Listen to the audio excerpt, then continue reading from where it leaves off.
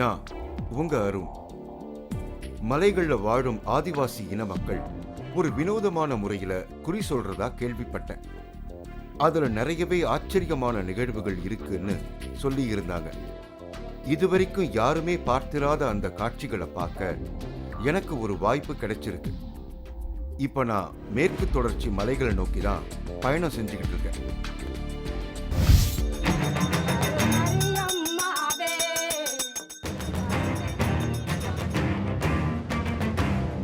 பெற்ற பெண் காதலனுடன் ஓடி போவாரா? நீங்க பிரிச்சு வைப்பீங்களா? பிரிச்சு வச்சுட்டேன். ஆனா எப்படி பிரிச்சு வச்சேன்னு தெரியுமா? கண்டுபிடிக்க ஒரு புது டெக்னிக். இவங்க பழங்கால முறைப்படி இன்னமும் குறி சொல்றதா சொல்றாங்க.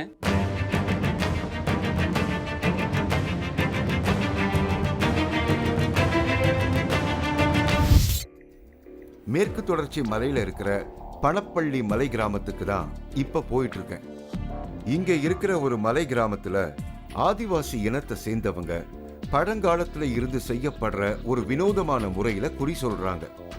அப்படி குறி சொல்லும் போது தன்னைத்தானே சாட்டையால அடிச்சுக்குவாங்க. பாம்பு மாதிரி ஒருத்தரோட ஒருத்தர் பிணைஞ்சுக்கிட்டு குறி சொல்லுவாங்க. அதையெல்லாம் பார்க்க தான் இப்ப நான் போயிட்டு இருக்கேன். கோயம்புத்தூர் டிஸ்ட்ரிக்ட்ல இருக்கிற பணப்பள்ளி அப்படிங்கிற இடத்துக்கு தான் இன்றைக்கி நான் போக போகிறேன். இந்த இடம் மேற்கு தொடர்ச்சி மலைகளில் ஒரு இடமா இருக்குது. இங்கே இருக்கிற செல்வி அப்படிங்கிறவங்க தன்னை சாட்டையால் அடிச்சுக்கிட்டு ஒவ்வொரு புதன்கிழமையும் வரவங்க எல்லாருக்கும் குறி சொல்லிக்கிட்டு இருக்காங்க. அதுவும் இல்லாமல் இவங்க பழங்கால முறைப்படி இன்னமும் குறி சொல்கிறதா சொல்கிறாங்க. இங்கேருந்து 5 கிலோமீட்டர் போனதுக்கப்புறம் அந்த இடத்துக்கு நம்ம போயிடலாம். வாங்க அவங்க என்ன பண்ணுறாங்கன்னு பார்ப்போம். மேற்கு தொடர்ச்சி மலைகளுக்கு நடுவில் தான் இப்போ நான் போயிட்டு இருக்கேன். இந்த இயற்கையோட அழகை ரசிக்க 2 கண்கள் போதாதுன்னு தான் சொல்லணும். இதமான சூழல், சுத்தி மலைகள், இதை ரசிச்சபடியே மலை கிராமத்துக்கு வந்து சேர்ந்தேன். இங்க செல்விங்கிறவங்கள தான் இப்ப நான் தேடி வந்திருக்கேன். இங்கே சாட்டையை வச்சு ஒரு அம்மா குறி சொல்கிறாங்களாமே. உங்கள் வீடு எங்கே இருக்குது? அவங்க வீடு அங்கே இருக்குங்க. எந்த பக்கம்? அந்த பக்கம் பலவரம். ரொம்ப தூரம் போடுமா? பக்கத்துலேயே வர்றீங்க. சரி, ஓகே, தேங்க்ஸ். செல்வியோட வீட்டை கண்டுபிடிச்சு அவங்கள சந்திச்சேன். இவங்க தான் நான் பார்க்க வந்த சாமியாடி.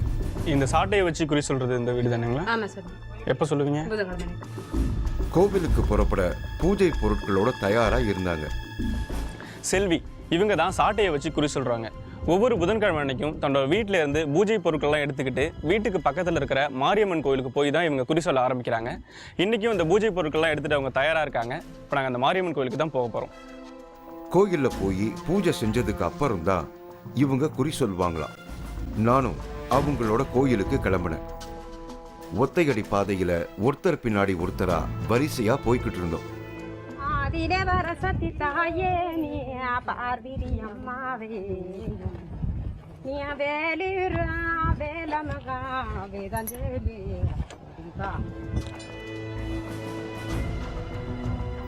இயற்கையோட அழகும் இவங்க பாடுற பாட்டையும் ரசிச்சபடியே போய்கிட்டு இருந்தேன். மலைப்பாதையோட போக்குக்கு ஏற்றபடி வளைஞ்சி நெளிஞ்சி போய்கிட்டு இருந்தோம். கீழே இருக்கிற மாரியம்மன் கோயிலுக்கு தான் இப்போ நாங்கள் போய்கிட்டு இருக்கோம். உங்கள் வீட்டிலேருந்து கிட்டத்தட்ட ஒரு 1/2 கிலோமீட்டர் தூரம் நடந்து வரவருக்கு வர வழி எல்லாமே கல், மோடு, இந்த மாதிரி கரடு முரடாக தான் இருக்குது. அந்த களைப்பு தெரியாமல் இருக்கிறதுக்கு அவங்க மாரியம்மன் பாட்டு ஃபுல்லாக பாடிக்கிட்டே வராங்க. ஸோ அவங்க கூட இப்போ வந்துட்டோம். இன்னும் கொஞ்சம் தூரத்தில் கோவில் வந்துடும். போய்கிட்டு இருக்கோம். ரொம்ப நேரம் நடந்து ஒரு வழியா கோவிலுக்கு வந்து சேர்ந்தோம். சுற்றிலும் கற்கள் அடுக்கி வச்சு மேலே ஒரு சாதாரணமான கூரையோட மிக எளிமையான கோயில். அங்க நிறைய பேரு இவங்க கிட்ட குறி கேட்க காத்துக்கிட்டு இருந்தாங்க.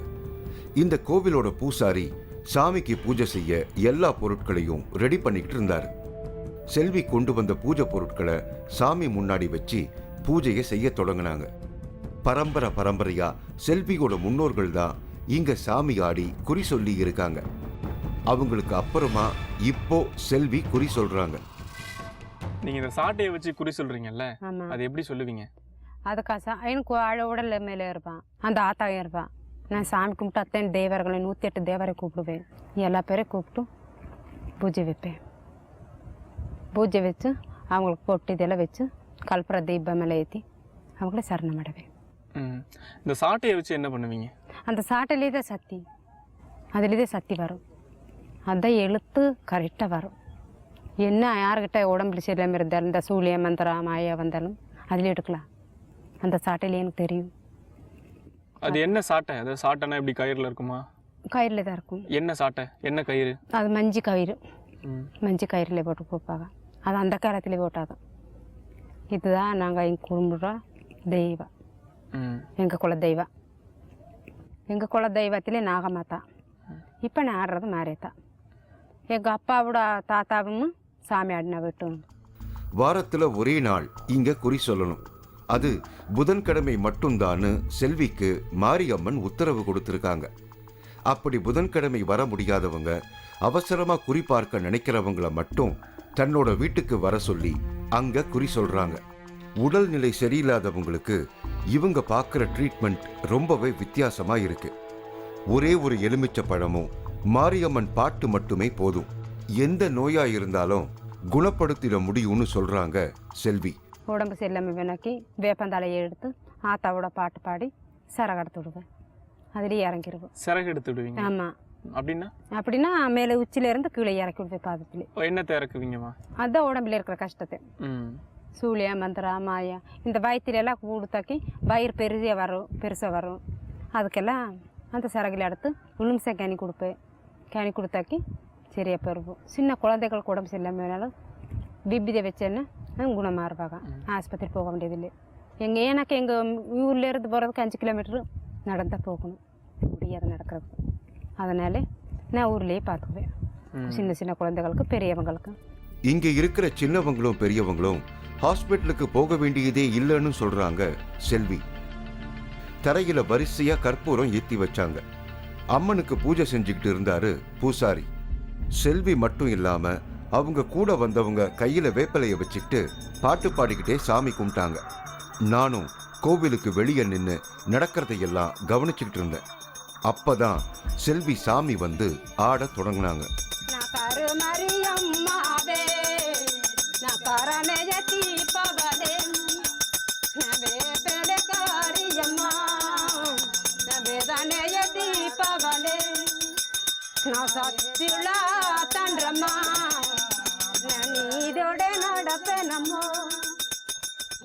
அங்க இருந்தவங்க செல்வி கையில சாட்டைய கொடுத்தாங்க. அந்த சாட்டைய வாங்கின செல்வி அதை கழுத்துல போட்டுக்கிட்டாங்க. அதுக்கப்புறமா பழத்தை எடுத்து பக்கத்துல இருக்கிறவங்க கிட்ட கொடுத்தாங்க. எலுமிச்சை பழத்தை எடுத்து வெளியே நின்றுட்டு இருந்தவர்கிட்ட பாட்டு பாடி குறி சொல்லிக்கிட்டே தூக்கி போட்டாங்க. அவரும் எலுமிச்சம் பழத்தை கரெக்டா கேட்ச் பிடிச்சாரு. அடுத்து அதை எதிர்பார்க்காம இருந்த இன்னொருத்தருக்கும் பழம் கிடைச்சது. அப்பதான் யாரும் எதிர்பார்க்காத நேரத்துல செல்வி தன்னைத்தானே சாட்டையால அடிச்சுக்கிட்டாங்க.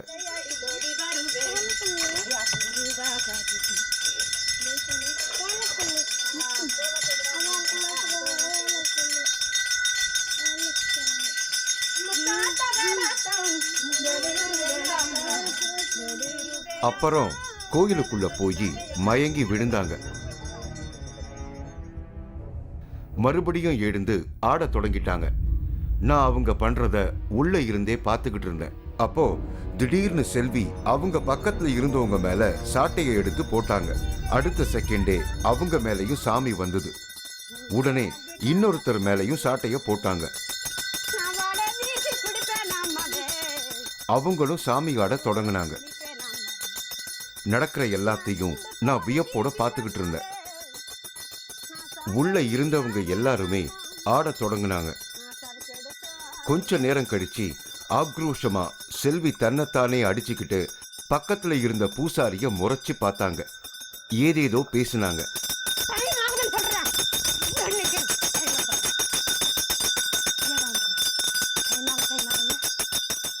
அப்படியே வெளியே போயிட்டாங்க. சாமி ஆடிக்கிட்டே இருந்தாங்க. தன்னை அடிச்சுக்கிட்டு பக்கத்துல இருந்த ஒருத்தர் மேல சாட்டைய போட்டு இழுத்தாங்க. அவருக்கு குறி சொல்ல தொடங்கினாங்க. கையில ஒரு எலுமிச்சம் பழமும் கொடுத்து அவருடைய பிரச்சனையெல்லாம் சரி செய்யறேன்னு சொன்னாங்க.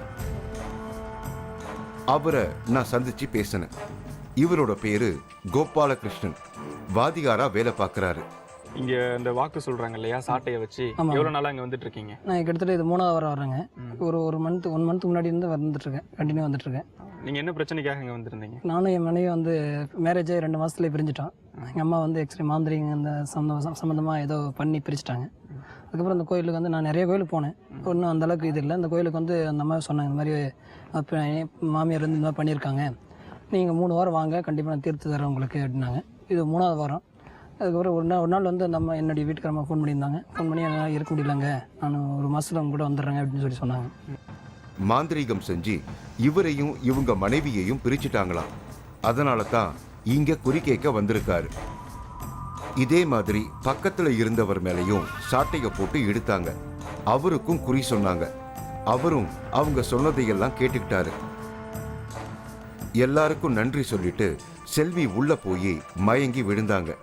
உடனே பூசாரி சொம்புல இருந்த தண்ணியை எடுத்து செல்வி முகத்துல தெளிச்சாரு. மயக்கம் தெளிஞ்சு எழுந்தாங்க செல்வி. சாமி கும்பிட்டாங்க. அப்புறம்தான் பூசாரி அவங்க கையில விபூதியை வச்சு கற்பூரம் ஏத்தினாரு.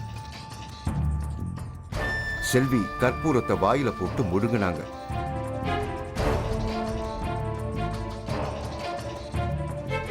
இவரு பேரு சதீஷ்.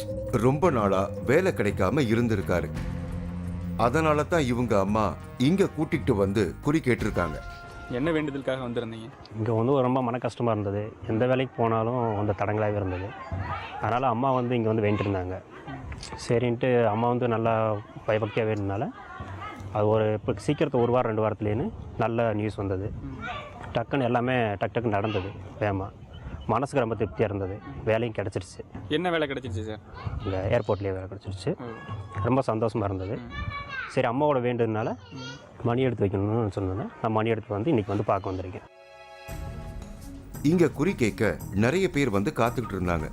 அதுல ஒருத்தரை பார்த்து வேலை கிடைக்குமான்னு கேட்கதானே வந்திருக்கீங்கன்னு செல்வி கேட்டது அவருக்கு மட்டும் இல்ல, இதை பார்த்துக்கிட்டு இருந்த எனக்கும் தான் ஆச்சரியமா இருந்தது. வேலை வாய்ப்பு வேணும். உண்மையா பையப்பா? உண்மைன்னு சொல்லு, பொய்னு சொல்லு. வேலை வாய்ப்பு வேணும். எனக்கு ஆத்தக்கிட்ட வந்தா நிச்சயமா வேலை கிடைக்குமா கிடைக்காதான்னு இந்த பூச்சி வந்திருக்கு. என்ற சின்னதுக்கே வந்திருக்கு. புரிஞ்சுக்கோப்பா. அவருக்கு உடம்புல பிரச்சனை இருக்கு அப்படிங்கிறதையும் தெரிஞ்சுக்கிட்டு தானாவே அவருக்கு ட்ரீட்மெண்ட் செய்யவும் ஆரம்பிச்சாங்க. வேப்பிலையை எடுத்து அவருக்கு மந்திரிக்க தொடங்கினாங்க.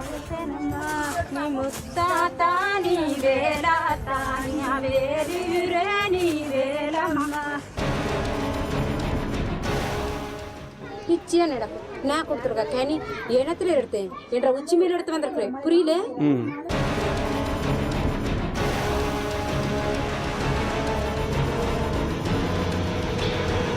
மூன்றாவது கண் இடைவேளைக்கு பின் தொடரும்.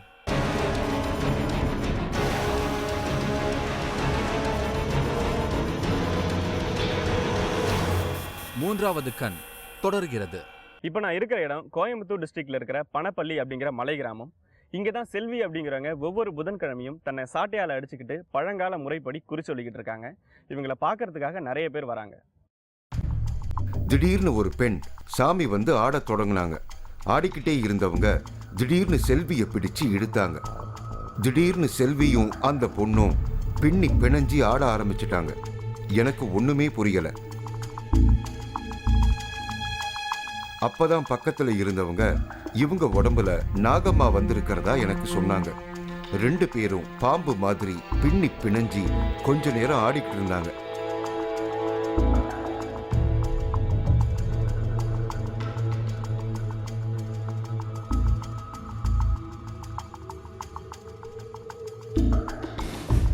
அடுத்து இதே கோலத்தோட 2 பேரும் சேர்ந்து என் கையில வேப்பிலையை கொடுத்து எனக்கு குறி சொல்ல தொடங்கினாங்க.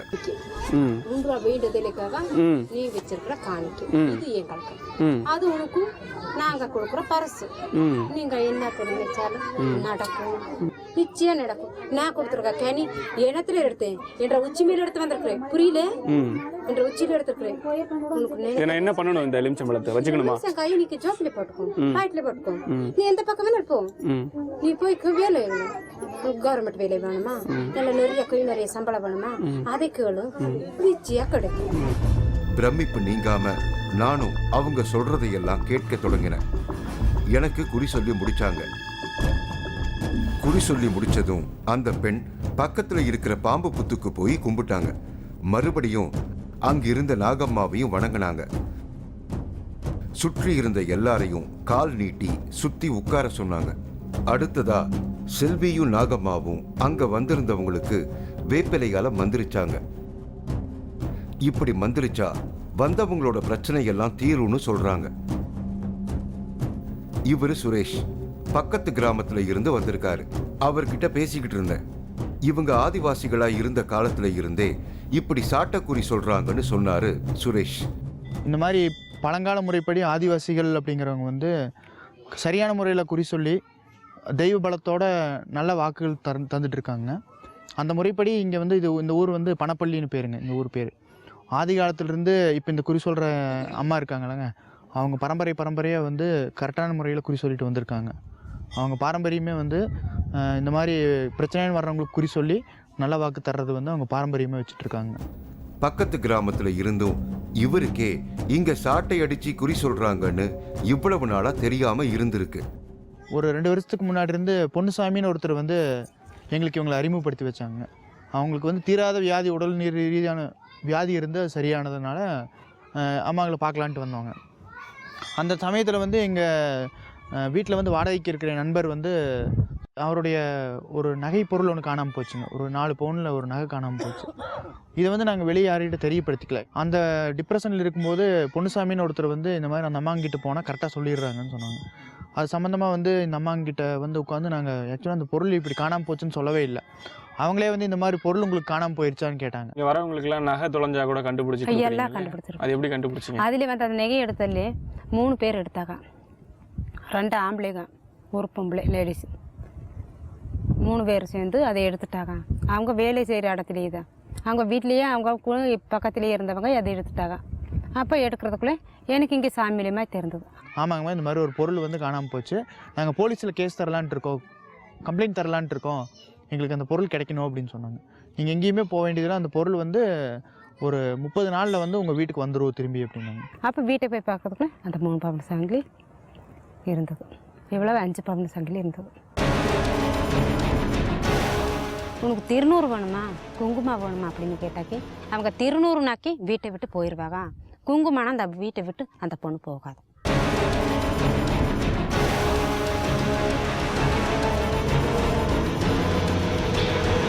மூன்றாவது கண் இடைவேளைக்கு பின் தொடரும்.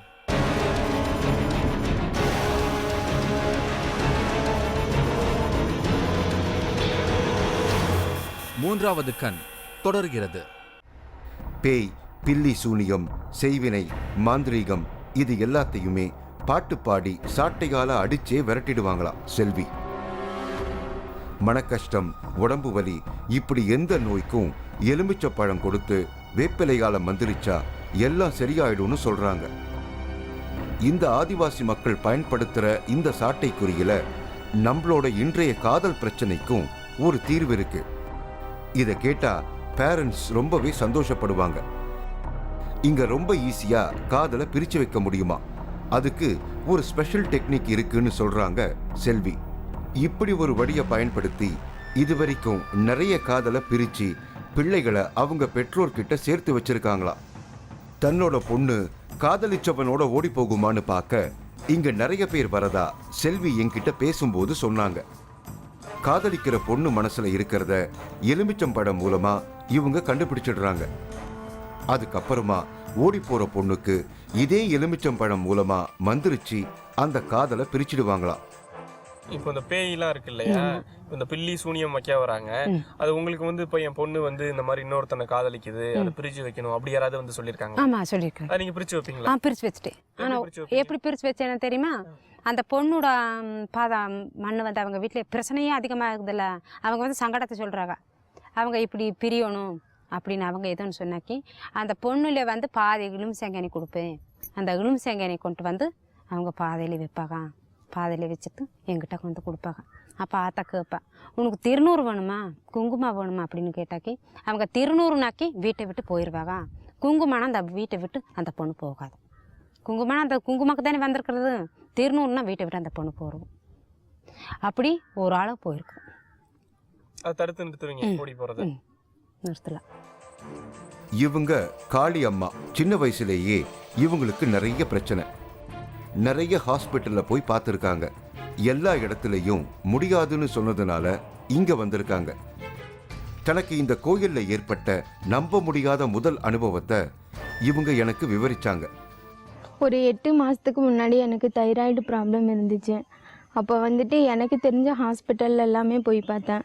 அப்போ அந்த டாக்டர் சொன்ன என்னோட பழைய ரிப்போர்ட் பார்த்துட்டு கோவை ஜிஹெச்சில் டாக்டர் சொன்ன ஒரு ரீசன் வந்துட்டு, என்னம்மா இது முடிஞ்சு போன கேஸ் ரிப்போர்ட் எடுத்துகிட்டு வந்து காமிக்கிறீங்களே, இது எப்படி நான் வச்சு ட்ரீட்மெண்ட் பார்க்குறதுன்னு அப்படின்னு சொல்லி என்கிட்ட கேட்டாங்க. மேம், இது முடிஞ்சு போன கேஸு கிடையாது, அந்த கேஸே நான் தானே சொன்னேன் அவங்கக்கிட்ட. அதுக்கப்புறம் அவங்க சொன்னாங்க, உனக்கு வந்துட்டு ட்ரீட்மெண்ட் இங்கே பார்க்க முடியாதுமா, உனக்கு வந்துட்டு ரொம்ப நாள் ஆகிப்போச்சு, அதனால் வந்துட்டு எங்களால் ஒன்றும் பண்ண முடியாது அப்படின்னு சொன்னாங்க. அதுக்கப்புறம் வந்துட்டு இந்த கோயில் பற்றி எனக்கு தகவல் கிடைச்சிது. ஃபஸ்ட்டு வாரம் இங்கே வரும்போது வந்துட்டு நான் எப்படி வந்தேனே எனக்கு தெரியாது. 2 வாரம் வந்துட்டு அந்த மரத்தடியில் தான் என்னை வந்து படுக்க வச்சுருந்தாங்களா. ஆனால் எனக்கு சத்தியமாக தெரியாது நான் வந்து அங்கே படுத்துட்டு இருந்தேங்கிறது. அப்போ 3ஆவது வாரம் வந்துட்டு இங்கே வந்துட்டு எனக்கு அந்த எலுமிச்சம்பழம் அதெல்லாம் வந்துட்டு தலையிலேருந்து கால் வரைக்கும் தேய்ச்சி, இப்போது கொஞ்சம் நேரத்துக்கு முன்னாடி வந்துட்டு வேப்பிலை வச்சு அடித்தாங்களே அது மாதிரி அடித்தாங்க. அப்போ அடிக்கும்போது சாமி சொன்ன அம்மா சொன்னாங்க, நீ வந்து தொடர்ந்து இந்த கோயிலுக்கு வந்துட்டு வாமா, உனக்கு வந்து கண்டிப்பாக ரெடி ஆகும் அப்படின்னு சொன்னாங்க. அதுக்கப்புறம் இந்த ஆத்தா கிட்ட வந்து நான் வேண்டிக்கிட்டேன், அம்மா தாயே, நான் மட்டும் சரியாகி நல்ல நிலமையில் இருந்துட்டேன்னா உனக்கு வந்துட்டு நான் ஒரு மணி செஞ்சு எடுத்துகிட்டு வந்து தரேன்னு சொல்லி யாருக்கும் தெரியாமல் நானே வேண்டிக்கிட்டேன். அதே போல் நானும் சரியான என் எம்ஏ படிப்பு பாதியில் நின்னாலும் அதுக்கு மேலே எனக்கு லா காலேஜில் அப்ளிகேஷன் போட்டு இப்போ லா ஃபஸ்ட் இயர் மதுரை காலேஜில் ஜாயின் பண்ணியிருக்கேன். அப்பாவுக்கு திடீர்னு உடம்பு சரியில்லாமல் போயிருக்கேன். அதே போல் அவருக்கு நல்லாகணும்னு சொல்லிவிட்டு இன்றைக்கி நான் ஒரு வேல் செஞ்சாந்து இந்த அம்மனுக்கு செலுத்தியிருக்கேன். கண்டிப்பாக எங்கள் அப்பா நல்லா ஆவார், நாளைக்கு வீட்டுக்கு திரும்பி வருவார். அவ்வளோதான், போகுதுங்கன்னா இதுக்கு மேலே வேண்டாம். காளி அம்மாவால் தொடர்ந்து பேசவே முடியல. ரொம்ப தடுமாறி பேசவே முடியாம பாதியிலேயே மைக்க கழட்டி கொடுத்துட்டு போயிட்டாங்க. அவங்க ரொம்பவே மனவேதனையில இருக்கிறத என்னால புரிஞ்சுக்க முடிஞ்சது. அவங்களுக்காக நான் வேண்டிக்கிட்டேன். மலைப்பகுதிகளில் இன்னைக்கும் மாந்திரீகம் பிராக்டிஸ்ல இருக்குன்னு நான் கேள்விப்பட்டிருக்கேன். இங்க நான் பார்த்த விஷயங்கள் எல்லாமே மாந்திரீகம் சார்ந்த செயல்பாடுகளா தான் எனக்கு தெரிஞ்சது. மலையோட அழகும் செல்வியோட வசீகரிக்கும் குரலும் நிஜமாவே மாந்திரீக தன்மை கொண்டதுதான்னு நினைச்சபடியே மலையில இருந்து திரும்பி வந்த மீண்டும் ஒரு வித்தியாசமான அனுபவத்தோட உங்களை சந்திக்கிறேன். அதுவரை உங்களிடம் இருந்து விடைபெறுகிறேன்.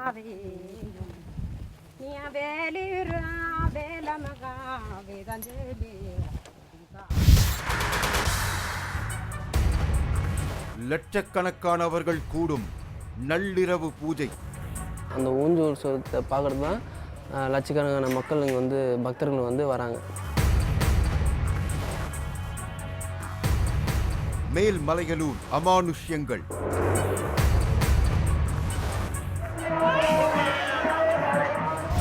நீங்களும் இந்த திகில் பயணத்தில் கலந்து கொள்ள ஒரு வாய்ப்பு. 3வது கண் டிவி ஷோ என்ற ஃபேஸ்புக் பக்கத்தில் எங்களோடு இணைந்திடுங்கள். உங்களது அமானுஷ்ய அனுபவங்களை பதிவு செய்து இந்த நிகழ்ச்சியில் பங்கு பெறும் வாய்ப்பை பெறுங்கள்.